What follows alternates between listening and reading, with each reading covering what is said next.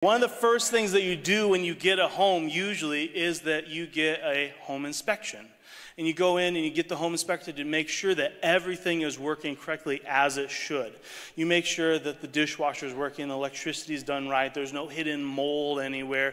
You make sure it is in order so that when you move into this house, that you're going to have a good life. That you're not all of a sudden fall through the first floor into your living room because somebody didn't check the floor or whatever. I don't know if that's what they do in home inspections. I am assuming that's what they do. I have a staff member, his name's Chad. He works downstairs with our kids every week. And he told me this that I've never really thought about before. When they got into their home, they went through the home inspection, they toured the home, and immediately they didn't just get back in their car and drive away and talk about the home. They walked out the front door, took a left to their neighbor's front door and knocked on the door and said, "We're thinking about moving in here. Are you a weirdo?" Because they knew something that a lot of us overlook, is that a good neighbor can make or break your life. I got more amens on that than I've ever preached. That was 2 weeks later, the neighbors across the street, they moved. Then a couple months later, the neighbors next to them moved. And then moved. And then the mailman, which we become very friendly with, got a different route. And so we got a new mailman. And so I don't know what that says about Amy and I as neighbors, but we currently have a bunch of really good neighbors. We have the kind of neighbors. A couple weeks ago, I was here early prepping for a Sunday morning, and Amy called me and she said, "There is water leaking through the ceiling. It's either gone or out busy." And so we have the kind of neighbors, they said, "Go get Phil." And so she went and got Phil. And Phil came in and he double-checked everything and made sure that everything was okay. We've got the kind of neighbors that when my oldest daughter was standing up, they're looking out for the welfare of my family while I'm gone. But I want you to imagine this, that what if you don't have good neighbors? I wonder how would you feel instead of that security, that stable feeling, that place of we have a community that's looking out for each other. Instead, when I left for a trip, I had to wonder, will my neighbor come over and try to seduce my wife? Instead, I have to wonder, will my neighbor come and take my lawnmower out of my garage? Or take tools out of my toolbox and not return them? If you've ever had a bad neighbor, if you've ever had a neighbor you've had to constantly fight with or bicker with or had confrontation with, you know how much is instead of looking out for your welfare, is hoping for your doom can just affect your everyday normal life. I'm so thankful that I have a good neighbors around us. Exodus chapter 20 verse 17 says, "You must not covet your neighbor's house. You must not covet your neighbor's wife, their male or female servant, ox or donkey, or anything else that belongs to your neighbor." Couple of weeks, couple months, we have been doing this study, this slow crawl through the 10 Commandments, looking at each one of them, trying to understand how they apply to our lives today, looking at practices to get them into our lives, looking at ways that maybe we're not so clean or so independent of living clean of them.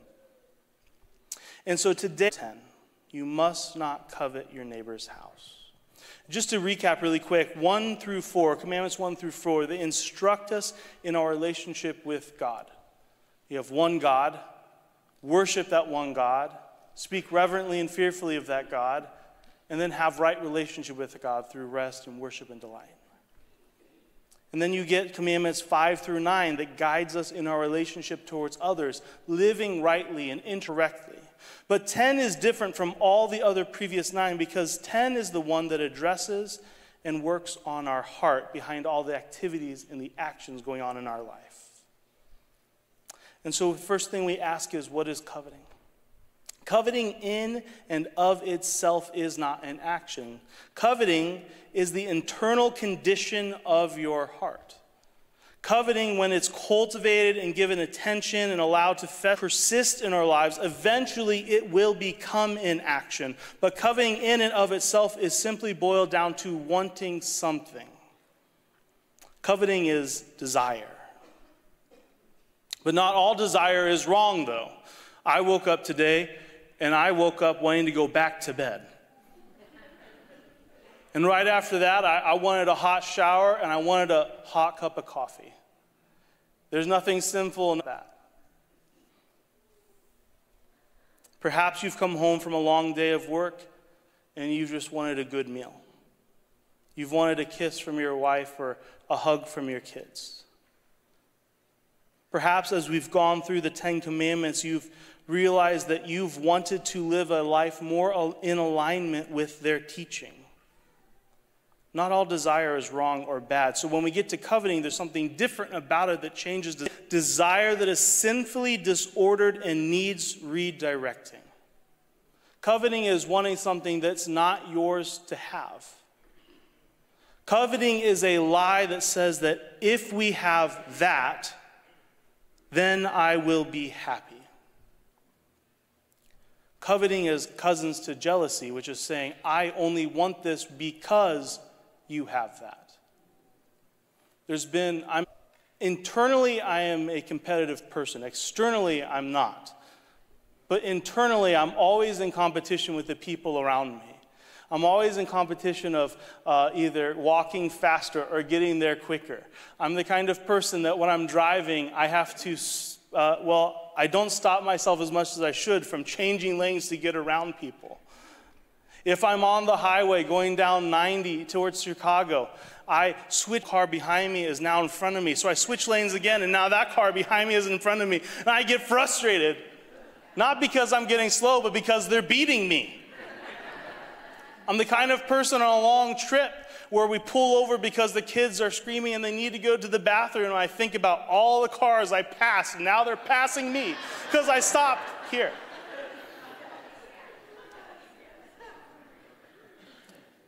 So jealousy and coveting says, I want this because you have it. Coveting says, man, I want those clothes because you're wearing them. I want that new pair of pants because you have it. I was happy with the clothes I had yesterday until I saw the clothes that you got. I was happy with the station I had in life until I saw that you got the promotion. I was happy with my life until I saw that you got ahead a little bit. And now I want what you have because you got it and I didn't. Coveting is desire that is sinfully disordered and it needs redirecting. If you've ever had a desire, anybody have an iPhone? Not a trick question, most of you. The rest are getting. The iPhone came out, and it was so cool because it had blue bubbles, and it was so cool because it was all touchscreen and there was no buttons, and it was just so cool because Angry Birds was on the iPhone. And I was like, man, I want an iPhone. Anybody, when you got that iPhone, did that feeling last? No. You want it, you save for it, you finally get it, and then a year later, what do you have to have? Do you want to dress up as a unicorn and have your text speak your words? Now you can have it if you just give us $1,000.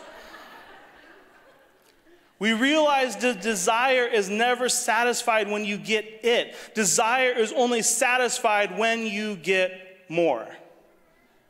It will never make me feel happy. It will never make me feel content. It will never fill this void that coveting says you need it, you want more. The only thing that will ever fill it is if I get more. Coveting is kind of, if you've ever had poison ivy, it's one of the worst things. It just blisters and it itches and it just hurts. And it makes you want to just scratch. But what happens is if you scratch poison ivy, then now you've got it on your fingers and you spread it. And now, because you've spread it, you want to scratch more. And so you scratch more and it spreads, you scratch more. And so when you get poison ivy, you want to scratch. And when you start scratching, the only thing that's going to help it to feel better is if you keep scratching. And that's kind of what desire is like. The thing, when I do it, will not satisfy me. As soon as I get it, as soon as I buy it, as soon as I have what the thing that they have that I wanted, I will want more. Because stuff never leads to satisfaction. The only thing that satisfies more is more. 10th commandment is a safeguard to keep us from violating the other 10 commandments and to keep our hearts pure before God. The 10th commandment focuses in on the heart because it's focusing and pushing you towards right relationship with God. The other ones focus on our right relationship with God in our actions, and then 5 through 9 focuses on the right relationship with people through our actions, but commandment 10 positions our heart in the right way. Matthew 6:19 through 21, it says, "Don't store up treasures here on earth where moths eat them and rust destroys them and where thieves break in and steal. Store your treasures in heaven where moths and rust cannot destroy. Thieves do not break in and steal." And this is the important part. "Wherever your treasure is, there the desires of your heart will be also." The things that you prioritize are the treasures of your heart. Treasure in your life, your house, or your kids, or your wife, or your job, or your position. Are the treasures in your life things that you will stay here when you die? Proverbs 4:23 says, "Guard your heart above all else, for it determines the course of your life." We've been on this 21-day prayer and fasting, and whenever we do this, I look forward to it, not just for this part too. Amy and I will often limit our diet during that time. We're fasting, we're praying, we're abstaining from certain things, and naturally we just begin to feel, man, we cut out sugar, we cut out fast food, we cut out all this bad for you food that makes life living, but that doesn't matter. It's like all the things that taste good, and all of a sudden I sleep better, and I have more energy, and my joints don't hurt, and my ankles don't hurt. I can walk up the stairs fine, and I just feel healthier. But inevitably, the fast ends, and we go to Panda Express, and we get all the other things, and we're back in that same place. Because the thing is that the things that you put into your body immediately affects the things that come out of your body. And so what you put into your heart affects the outcome of your life. What we focus on, what we dwell on, what we mentally indulge in, we realize is the precursor to what comes out of our lives. Jesus does this when he expounds on 6 and 7. Do not commit adultery. Do not murder. He says that adultery is not just the mental thought of sleeping with somebody. Violation of your marriage covenant as the actual act of it.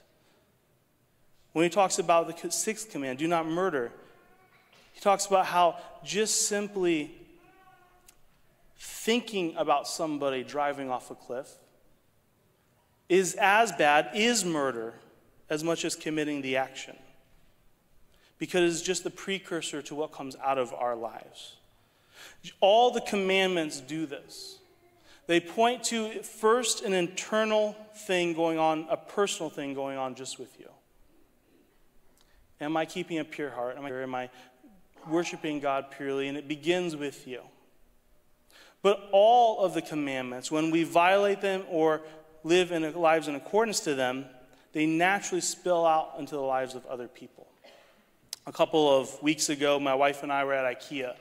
And so we got our things checked out, and right outside the doors is the loading area for people to back in and to load all the big furniture. And for whatever reason, the day that we showed up, it was extra spot, had a car in it, and they all had these pallets with huge pieces of furniture on them, and we just could not simply walk through to get to the parking lot.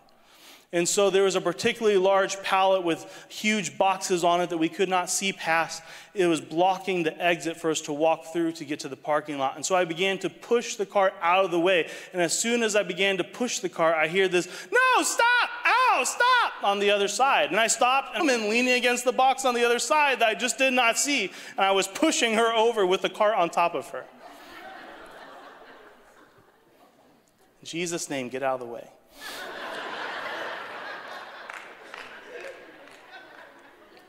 Our actions never just affect us. Sometimes we think, what does it matter if I indulge these jealous thoughts? We actually never think that. We just do it. What does it matter what they have? What does it matter if I just focus and daydream about what if my life was as good as theirs? What does it matter if I deeply desire this thing that is not mine, that I should not have? Well, whatever we dwell on, allow our hearts to focus on, it will eventually affect those around us. Our actions never just affect us. Our heart focus is never just about us. It eventually will spill out people. Like all the commandments, the 10th commandment demands an internal audit of the soul. And it begins with questions like this: am I jealous? I give you an opportunity to not just say that rhetorically, but to actually ask yourself in this moment. Is there somebody I'm jealous of? Man, I wish my wife would act a lot more like their wife.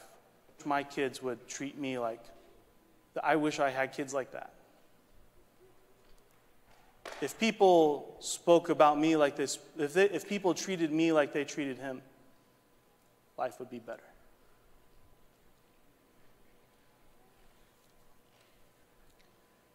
Is there sinful desire in your life that needs to be reordered? If you answered yes to that, there's a good follow-up question of, why do I want that? Why do I wish for that? And the overall arching question is, why am I not content with what I have? There's a couple stories in the Bible I think answer that well for us. The very first one being Adam and Eve. Adam and Eve, they have this perfect life, this perfect weather, a job. They have a spouse literally made, a match made in heaven for Adam. And then God just gives them this one thing. Don't eat, you can eat from any tree you want, just don't eat from the one tree, because if you eat that tree, you're going to die. But otherwise, you can eat from any other tree. And slowly but surely, you know the story. The snake slips in and he begins to whisper lies. Did God really say you must not eat from the fruit of that tree? You won't die. God knows that your eyes will be opened as soon as you eat, and you'll be like God, knowing both good and evil. And the woman was convinced. Perhaps we're jealous, perhaps we covet because we simply just do not trust God. I don't believe that what God's given me is good. I don't believe what I have is enough. I don't believe the life that I have is sufficient. Perhaps it's like Cain and Abel, who we studied a while ago. I love this verse. We've gone over this a couple times, but there's something in here that's just important. God says, why are you so angry? Why do you look so dejected? You will be accepted if you just do what is right. Perhaps we're coveting, or perhaps we have a jealous heart because we simply are just doing the wrong thing. It feels good to sin. It feels good. How many people know that I would much rather a Crunchwrap Supreme 5 days a week, every meal a day, than a bowl of oatmeal, man? Come on. You can tempt me, this has been said, but it's so true. You can tempt me all day with a bowl of peas, Tony, and I will never cave, man. I will never cave to that temptation. But put a Portillo's piece of chocolate cake in front of me, and it's just a matter of minutes till Amy leaves the room. Sinning feels good in the moment. It scratches the itch that says, just do it one time and you'll be satisfied. Just do it here and you'll feel better. Just do it here and you'll be happy. But God tells Cain, do what is right and it'll go well with you. Perhaps it's David and Bathsheba. David was a king in the Bible. He was kind of this rags to riches story where he went from just this common shepherd to a war hero to being on the run from a dictatorship, and eventually he got into his kingdom. Eventually he became the king. Eventually he got all the things that had been promised to him: land and rule and peace and wives and money. He had all this stuff. And then one day when most kings were off at war, David stayed home. And he took a nap, and he went outside, and he looked across, and he saw a very beautiful woman bathing. And he called for her, and he said, "Who is that woman?" "She's Bathsheba, wife of Uriah. Go get her." So David, abusing his power and position of authority, takes what's not his, even though he had a palace full of wives.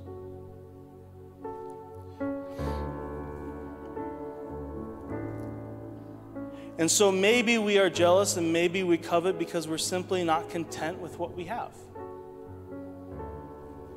Do we trust God? Are we doing what's right? Are we simply just not content with what God's given us? And so how do we respond to these feelings? How do we put into practice things in our lives to keep us in a place where we just desire the things that God wants from us? I believe the word to that is simply contentment. Philippians 4, verse 11 and 12, Paul models for us what contentment looks like. He says, "Not that I was ever in need, for I have learned how to be content with whatever I have. I know how to live on almost nothing or with everything. I've learned the secret of living in every situation, whether it is with a full stomach or empty, with plenty or little. For I can do everything through Christ who gives me strength." We hear those words and we've done a very people-y thing with this verse. We completely ignore all the context and all the verses that go before it, and we completely hyper-focus on verse 13. I can do everything through Christ who strengthens me. I can get the promotion. I can get the house. I can get the raise. I can get the things I want because Jesus will give me what I want because I'm a Christian. But the context of this verse is that Paul's in jail. Paul's in need. Paul does need things. But what Paul is saying is that I've learned that even when things don't go the way I want them to, even when things don't go the way that they should go, Christ will sustain me to handle life circumstances. So whether I'm starving or I'm full, Christ can give me strength to get through it. So whether if I have the finances or not, Christ can sustain me to get through it. And so this verse is not our motto to be able to, in Jesus' name, get the things that we want. It's a cry of a man that needed things, but was content to take whatever Christ decided life would throw his way. Contentment is self-sufficiency despite the circumstances, and Paul adds that his sufficiency comes from Christ. Coveting looks for things to make us happy. If I just had that person in my life, my marriage would be good. If I had their job and their clothes and their house, things would be easy. But contentment looks to Christ to satisfy us because I can do all things through Christ. I have two things I just want to share with you guys before I go back into a time of worship. Going into this awakening season, and sometimes you see, what is it that God has for me in this season of fasting? What is it that He has when things don't go the way that they should or I want? Because when things don't go my way, my tendency is to overreact and make them go the way that I want them to go. I have this ability to be able to speak and to talk and to force the world around me to interact in such a way that it goes the way that I think it should. And God's been giving me plenty of opportunities to work on that. To be content when things don't go my way. When life doesn't go the way that I want it to. When I get sick and I don't want to. When that bill came up, I wasn't expecting it. When the timing on that project got pushed back. Or whatever else it is. The 10 Commandments guide us in the way that we're supposed to go. But the 10 Commandments have one overarching goal that they build into our lives. It's really easy to read the 10 Commandments and hear all the thou shalt nots. It's easy to hear all the negative implications of an angry father preaching at his children. But Jesus finishes and modifies what God gives to the Israelites. In Mark chapter 12, verse 28, it says, one of the teachers of the religious law was standing there listening to the debate. He realized that Jesus answered well, so he asked, of all the commandments, which is the most important? Jesus replied, "The most important commandment is this: listen, O Israel, the Lord our God is the one and only God. You must love the Lord God with all your heart, all your soul, and all your mind, and all your strength." And the second is equally important: love your neighbor as yourself. No other commandment is greater than these. And so where the Ten Commandments often call us "thou shalt not," Jesus puts them on their head and says, "You shall love the Lord your God." And when you do that, you'll naturally begin to love the people around you. Because it's important to realize who and why the commandments were given. Sometimes it's easy to read the Ten Commandments and we use that as a way to judge people around us and to judge society. Look at the world around us, violating every single one of the Ten Commandments. And it's easy to get mad or dismayed about that, but if you remember, the Ten Commandments was not given to society, it was not given to the world. It was given to a redeemed and set free people from slavery. The Ten Commandments were given to people not to set them free. God had already done that. The Ten Commandments were given to a set free people as a reminder of how free people are supposed to live. So what God was doing, he's saying, I just set you free from society. I just set you free from the world. I just set you free from Egypt. Now that you're free, this is the charter of conduct for free people. This is how you're supposed to live your life. Worship me, love God, speak of me reverently, rest well, honor your parents, do not murder, do not commit adultery, do not steal. Free people do not speak falsely about others, and free people are content with where I lead them. And so what I want to remind you guys today is that the Ten Commandments is not a way to judge you and to rail against you. The Ten Commandments is kind of like taking your kids bowling. The Ten Commandments are kind of like these bumpers where you put them up because you're going to get where you're supposed to be. It just might take you a while to get there. Have you ever taken your kids and they throw the bowling ball and it just goes so slow? And it hits this rail. And it hits this rail. And almost the whole place is just like, is it going to go in? And inevitably, it always reaches where it's supposed to go.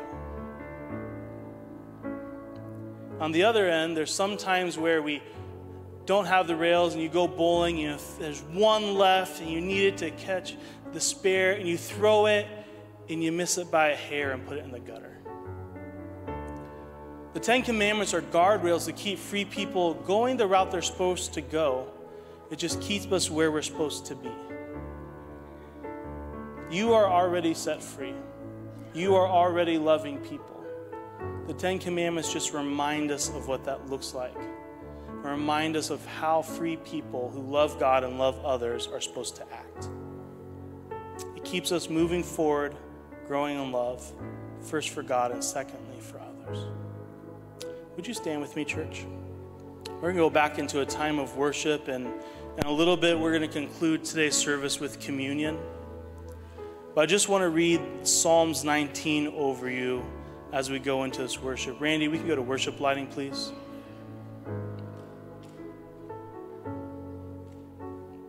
Psalms 19, verse 7, it says, "The law of the Lord is perfect, reviving the soul. The testimony of the Lord is sure, making wise the simple.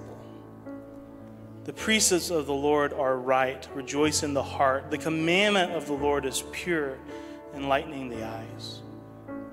The fear of the Lord is clean, enduring forever. The rules of the Lord are true and righteous altogether. More to be desired are they than gold, even more much fine gold.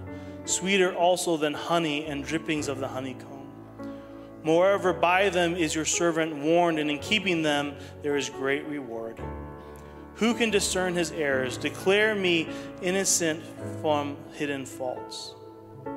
Keep back your servant also from presumptuous sins. Let them not have dominion over me. Then I shall be blameless and innocent of great transgressions. Let the words of my mouth and the meditations of my heart be acceptable in your sight, O O Lord, my rock, my redeemer. Altar team can come forward, but this is a good verse to just lead us into a time of reflection and worship. The Ten Commandments help us give this eternal audit of, do I have right relationship with God? Is there anything in my life that I need to bounce back from, to redirect in my life? Is there a way that I've been treating people around me? Is my heart pure in its desire? Is it content with what Christ has brought my way? Am I finding peace and satisfaction in Jesus? Am I looking for it in the other things around me in life?